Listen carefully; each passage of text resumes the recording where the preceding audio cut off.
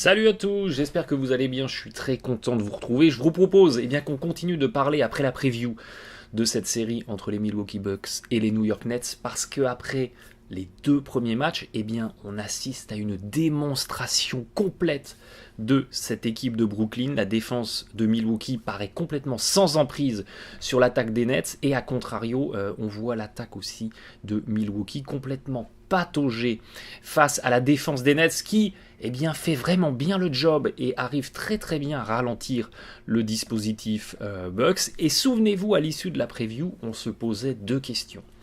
La première, c'est est-ce que le postulat tactique défensif des Bucks, qui consiste à aller verrouiller la raquette et à laisser les tireurs tout seuls à 3 points, est-ce que ça allait être viable face aux Nets, équipe qui est quand même extraordinairement efficace derrière la ligne? Et regardez, ça sautait aux yeux quand on comparait les qualités d'attaque par rapport aux qualités de défense des deux équipes. Il y avait vraiment un énorme avantage comparatif en faveur des Nets. Et à côté de ça, on se demandait si l'attaque des Bucks, qui est relativement basique, qui est relativement simple, qui est assez pauvre en mouvement, qui est assez pauvre en circulation du ballon, qui est surtout basée sur, on va aller chercher les mismatchs sur les défenseurs avec Giannis, avec Middleton, et on va les exploiter pour faire s'écrouler l'aide sur nous et trouver les tireurs.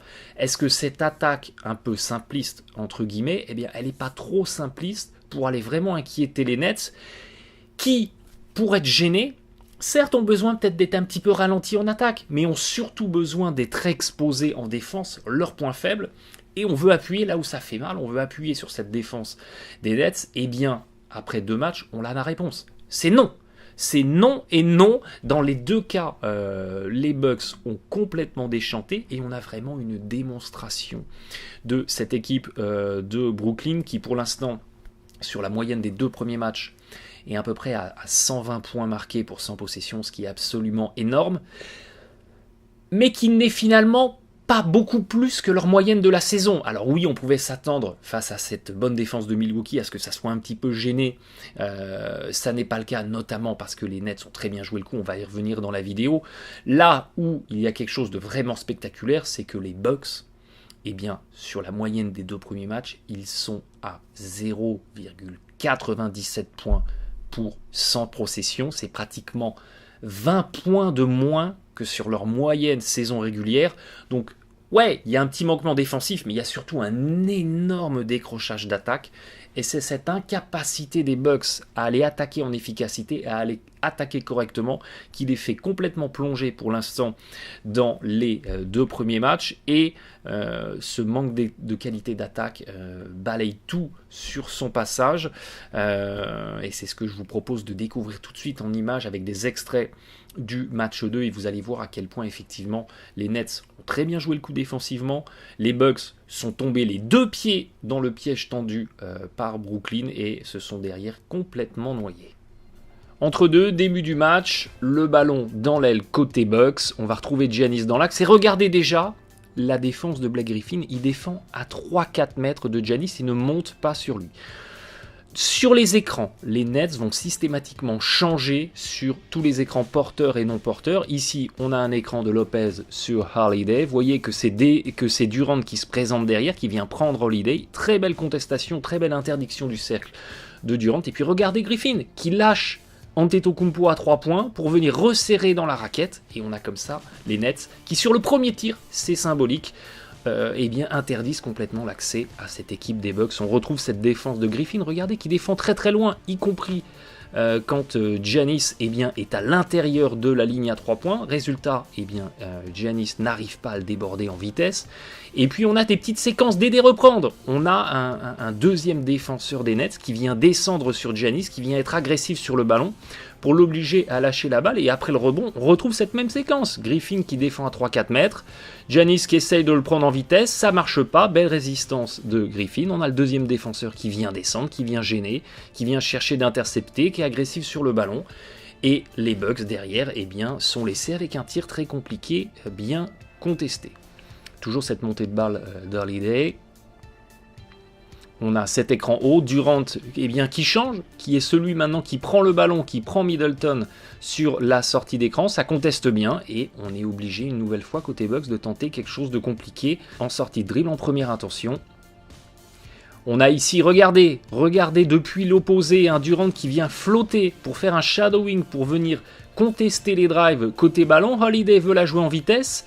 Et Black Griffin qui défend également à 3-4 mètres sur un Giannis non porteur de balle, qui vient s'interposer et qui vient tout de suite facilement reprendre son joueur qui se présente dans la raquette. Giannis qui est repoussé, qui tente un tir compliqué, c'est dedans. Mais les Nets vivront tous les jours défensivement avec ces tirs tentés par le Greg Fritt. Montée de balle toujours des Bucks, on va servir Middleton, on veut jouer le mismatch ici, on veut jouer l'avantage de Middleton sur Irving de haut panier, mais regardez Griffin qui flotte dans la raquette, qui a lâché Giannis, il peut venir doubler parce qu'il est juste à côté, il a très peu de chemin à parcourir, Giannis se présente du coup, mais cette fois-ci on a Durant qui va bien s'intervenir en aide de l'aide, et Giannis est repoussé et obligé de prendre un tir en fadeaway.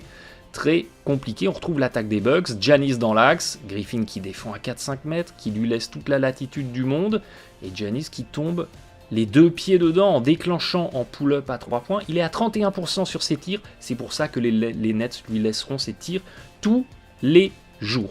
Et puis regardez l'intérêt pour Griffin de flotter, de lâcher Giannis, c'est qu'on peut être en shadowing sur le ballon, on peut protéger le cercle et puis être tout de suite en capacité de revenir prendre son joueur. Si Giannis tente de flasher, tente de couper sans ballon au cercle, c'est ce qui se passe ici. Happy feet de Giannis et ballon perdu pour les Bucks. Regardez en défense, les Nets, sur les écrans non porteurs, on change, pas de séparation, pas de décalage de l'attaque des Bucks. Derrière, on veut rejouer le mismatch avec Portis sur Irving. À l'opposé, on va avoir Claxton qui va bien flotter, qui va venir aider, et les Bucks qui, une nouvelle fois, sont stoppés par les Nets très affûtés en défense. Middleton dans l'axe, on a l'écran de Giannis, on a Claxton qui ne sort pas sur Giannis, ça sert à rien d'accompagner, donc on reste en protection du cercle. Pas de solution pour Middleton qui est obligé de partir en 1 contre 2, tenter quelque chose de très compliqué, ça finit en 3 points des Bucks un petit peu miraculeusement, mais on retrouve cette défense affûtée des Nets. Middleton dans l'axe, l'écran haut, on change sur l'écran, et on va se retrouver avec Durant sur Holiday, et on a toute la polyvalence défensive de Durant qui, avec ses immenses segments, arrive bien à gêner, et les Bucks certes y marquent, mais ça reste un tir relativement compliqué et bien contesté. Écran, on va changer sur l'écran, Claxton va se retrouver à sortir sur le ballon. Derrière, on a un Mike James qui vient bien refermer. Et regardez, on a des Nets agressifs sur les lignes de passe. Parce qu'on attend ces passes de retour de la part des Bucks. Et on va une nouvelle fois forcer l'interception. Ici, écran de Giannis. Griffin qui reste en protection, qui reste en drop. Parce que Giannis, s'il ouvre à 3 points, il n'est pas dangereux. On a un transfert à l'opposé.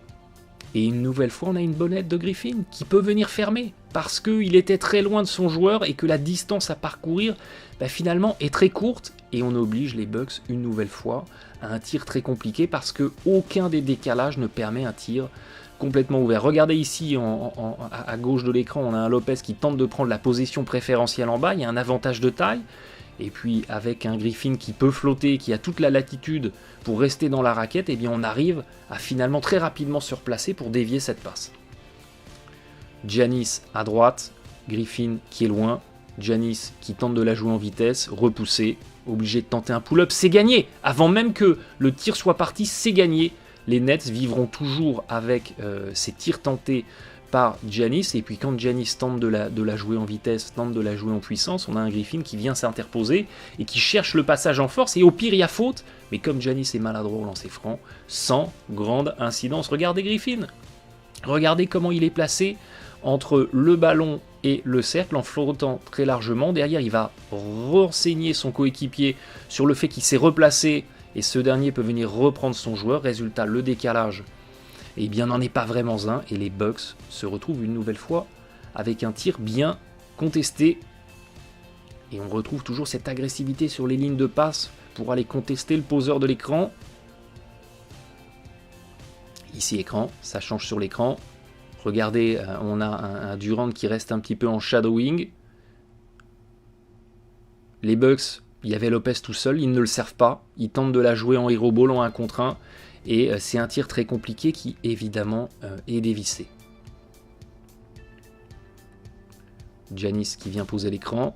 Derrière, regardez, en première intention, on aurait un tir en sortie de dribble parce que Griffin n'est pas monté, les Bucks ne le prennent pas, on tente de resservir Giannis qui essaye de passer en puissance en dessous, mais une nouvelle fois bien contesté par les mains très actives des Nets qui cherchent le ballon, qui cherchent à dévier les dribbles, à dévier les passes. Et regardez à l'opposé, on retrouve ces défenseurs des Nets qui restent dans la raquette, qui viennent flotter. Giannis est seul, mais ça reste un petit flotteur compliqué pour lui. On est très loin de ses standards de qualité d'adresse habituels. Et puis on retrouve ces tirs tentés en première intention qui sont manqués et que les Nets abandonnent bien volontiers. Regardez ici en bas, on a un Lopez qui tente de prendre la position préférentielle sur Durant. Giannis, parce qu'il y a Blake Griffin sur la ligne de passe, il ne le sert pas. On retrouve Middleton pour un high-low en repassant par le milieu. Et les Nets, une nouvelle fois agressifs sur les lignes de passe, agressifs avec les mains pour aller dévier les ballons, pour aller dévier les dribbles. Montée de balle de Giannis. Griffin à 3-4 mètres. Giannis qui s'arrête à 3 points pour le pull-up. 31% de réussite sur ses tirs. Donc les Nets vivront tous les jours et tous les matchs avec ces tirs tentés par le grec. Et regardez ici, on a un Durant qui est resté flotté dans la raquette. Derrière, ça communique bien. Durant qui envoie Joe Harris prendre Tucker et qui vient reprendre Lopez. Et Durant, voilà, il fait 2m10. Donc quand Lopez tente quelque chose en fadeaway, il y a une très belle contestation avec les immenses segments de Durant. Et puis de l'autre côté, les Nets, ils ont déroulé en attaque. Ici, écran haut. Regardez Lopez qui reste en drop. Derrière, le poseur de l'écran va bien ouvrir au cercle. Il est trouvé dans un trou de souris par Durant. Il attire l'aide. Et puis, on va retrouver le joueur laissé seul sur la ligne de fond. Griffin qui vient bien se présenter au cercle et qui finit fort dans le trafic. Ici, on a un petit hand-off. Regardez Lopez. Lopez, il est dans la raquette. C'est la fameuse défense en drop des Bucks dont on parlait dans la preview. Résultat, Griffin reste à 3 points. Fixation. Il attire la défense. Derrière, on est en retard dans la compensation, dans les pré-rotations. Et les Nets ont un tir ouvert à 3 points. Ils ne demandent pas mieux.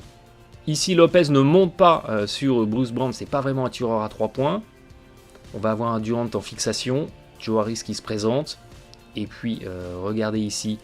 On a une séquence sur le milieu du terrain avec un Holiday qui vient aider sur la première passe. Irving se présente bien. Flash dans l'intervalle. Et puis, va retrouver son coéquipier qui est tout seul. On retrouve cette extra passe. On retrouve cette volonté côté Nets d'aller chercher le coéquipier le mieux placé. Et la sanction, elle est immédiate et instantanée. Petite séquence à 3 sur le côté gauche du terrain. Lopez est resté dans la raquette, n'a pas suivi. Joe Harris tout seul dans le corner. Bam! Tout est immédiatement sanctionné avec cette attaque très très très efficace de cette équipe de Brooklyn. Petit jeu à 2. Lopez en drop. Le porteur de balle se retrouve tout seul en sortie de l'écran et ça c'est un lay-up pour Kyrie Irving. Ces petites élévations à mi-distance en sortie de dribble, c'est un tir à mi-distance pour le commun des mortels. Pour Kyrie Irving, c'est un lay-up et idem pour Kevin Durant à 3 points. Si Lopez reste en drop dans la raquette et que vous avez Irving ou Durant qui est tout seul en sortie d'écran, ça sera sanction à chaque fois. Et voilà, on vient de le voir, le constat est absolument sans appel, carton plein des Nets, qui, et ça quelque part ça n'est pas une surprise, qui ont été très affûtés en attaque, avec une attaque, somme toute assez basique, mais qui a été très très bonne sur les read and react, c'est-à-dire sur la lecture des différentes postures défensives des Bucks. On est allé systématiquement trouver le tir le plus optimisé. Et là, on retrouve un petit peu la patte de Steve Nash avec ces extra passes, cette passe supplémentaire de décalage qui permet d'obtenir le meilleur tir. Les Nets sont absolument déroulés en attaque. On a presque l'impression que c'est pas les Bucks en face, que c'est une équipe lambda de saison régulière sans de particulière qualité défensive. Et puis là où ils ont été quelque part le plus spectaculaires dans ces 2 premiers matchs, c'est sur les qualités de défense. Et là, il faut vraiment tirer notre chapeau à Blake Griffin qui fait un travail remarquable sur Giannis. Et bien voilà, en étant bien placé, en flottant bien, en lui laissant de la latitude et Giannis tombe dans le piège du tir laissé ouvert, en venant bien refermer, en résistant physiquement et puis en étant suffisamment mobile pour bien contester les tentatives d'aller au cercle de Giannis, Et on a un Giannis qui commence à montrer un petit peu ses limites en attaque, parce que c'est systématiquement le même mouvement. C'est j'attaque le cercle avec en dribblant main gauche, ces petits spin moves, donc je tente d'enrouler pour revenir sur la main droite. Mais évidemment que du côté du coaching staff des Nets, on a vu cette séquence 1 million de fois. Donc on a dit à Blake Griffin, quand Giannis part en dribble main gauche, attends-toi à ce qu'il revienne en spin move sur la main droite. Donc commence à anticiper, c'est exactement ce qu'il fait. Et ça marche à merveille. Giannis est très bien gêné, comme il était très bien gêné la saison passée par Bam Adebayo. C'est un petit peu le même matchmaking pour lui. Et puis à côté de ça, il y a Durant. Il y a Durant qui fait un travail remarquable en étant un petit peu le joueur qui est le dernier rempart pour interdire l'accès au cercle, donc qui est un petit peu le joueur qui vient aider, qui vient contester, et on le sent vraiment impliqué. Il fait un très très bon boulot. Donc les Nets défensivement, ça marche très très bien sur ces 2 premiers matchs, et ils n'ont vraiment rien laissé de facile aux Bucks. Et là vous comprenez le grand écart, avec d'un côté des Nets qui déroule tranquillement, presque comme si on était en Summer League en attaque, et qui arrive parfaitement bien à enrayer de l'autre côté l'attaque des Bucks. Et ce qui est intéressant quelque part, c'est qu'on avait vu dans le match 1 des Bucks réussir à être très très agressifs au rebond offensif, à avoir des paniers en seconde intention. Regardez, 20 points après rebond offensif à 4, et ça n'avait pas suffi. Les Bucks avaient pris 20 points avant les 3-4 dernières minutes du match, où dans le garbage time, le score est un petit peu réduit, mais en gros, il y avait 20 points d'écart. Donc, les rebonds offensifs n'ont absolument pas changé la donne. Et dans le match 2, on a des Bucks qui n'ont pas été concentrés au rebond défensif, qui ont laissé les Nets venir placer des petites claquettes, venir placer des petites séquences en deuxième intention. Et là, privés de ces paniers après rebond offensif, les Bucks en ont pris 40. Donc ça commence à devenir vraiment compliqué pour eux, et ça fait beaucoup. Quand on voit ces 2 premiers matchs, on se dit ouais, il y a des ajustements à faire pour les Bucks. Évidemment qu'il faut retrouver de l'adresse à 3 points. Évidemment qu'il faut refaire un petit peu plus circuler le ballon en attaque. Évidemment que Giannis doit arrêter de tenter ses pull-ups et qu'il doit y avoir une meilleure implication collective, un ballon plus vivant. Mais s'il y avait que ça, j'ai l'impression, c'est ça qui est fascinant dans cette série, quand je vois jouer les Bucks, j'ai l'impression de voir jouer les Knicks face aux Hawks. C'est-à-dire que, oui, il y a la problématique de on ne met pas les tirs.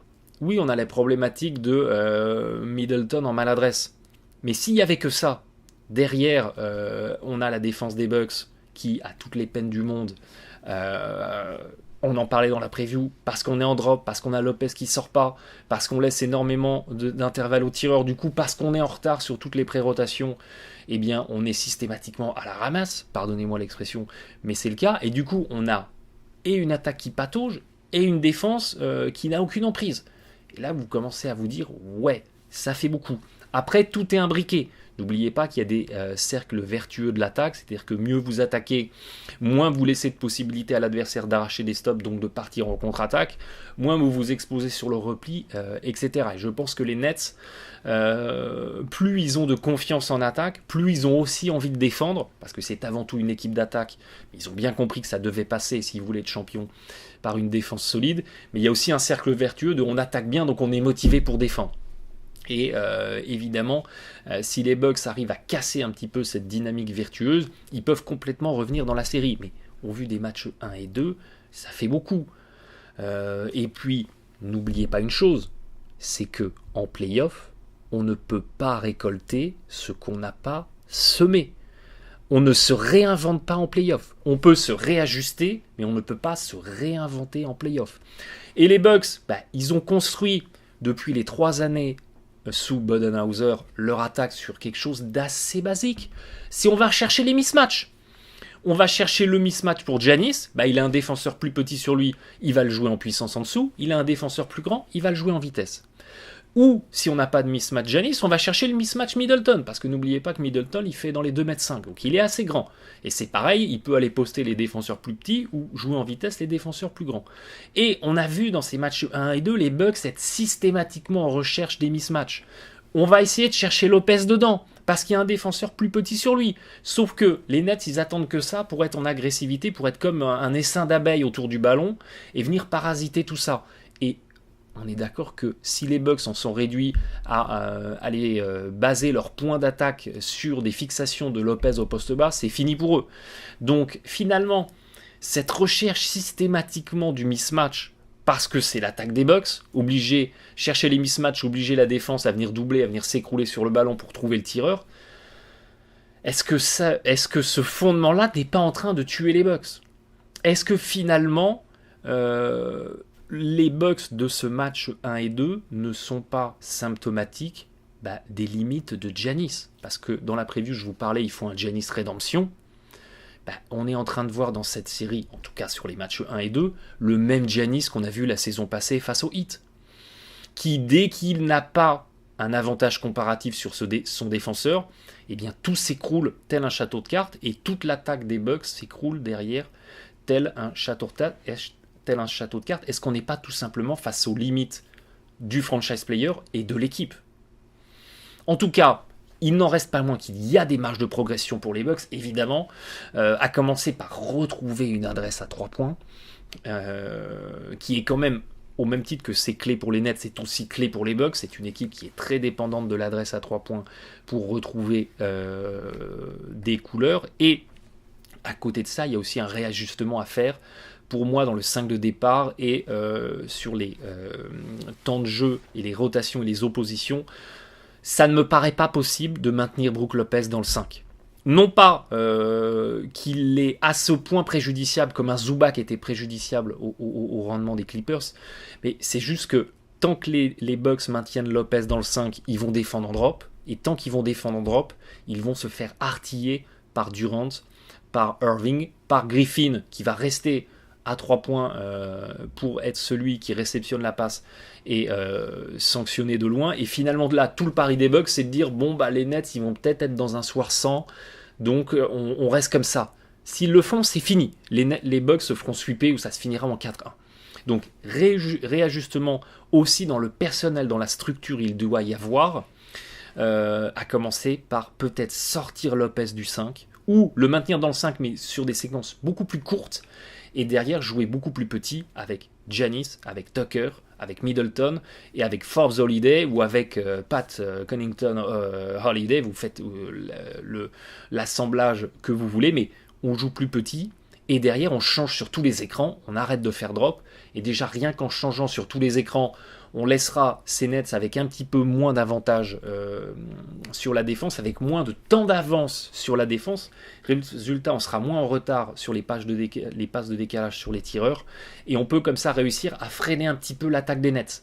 Et si on freine l'attaque des Nets, on aura des stops, on aura de la contre-attaque, on aura du jeu rapide, et même si les Bucks ne sont pas une équipe excellente en transition, on l'avait vu dans la preview, ils seront toujours beaucoup plus à l'aise avec Giannis sur des séquences en transition, en semi-transition qu'en attaque placée. Et puis en jouant plus petit, en attaque placée, eh bien on aura peut-être plus d'intervalles, on pourra peut-être essayer plus facilement d'aller attaquer le cercle. Ça ne changera pas la donne. Quand Giannis a le ballon, Griffin défendra à 4 ou 5 mètres de lui et sera quelque part en contrôle de la raquette, mais on pourra peut-être avoir plus de mouvement à la périphérie pour aller décaler des tireurs, pour aller décaler des petites séquences sur du pick and roll ou sur des hand-off. En tout cas, ajustement attendu à l'initiative de Milwaukee dans le match 3. Et comme je le disais, ça fait beaucoup, il y a beaucoup de choses qui vont pas, et je ne suis pas sûr que les Bucks aient finalement le bagage tactique à l'image de Giannis pour vraiment combler tous les trous qu'on a vus.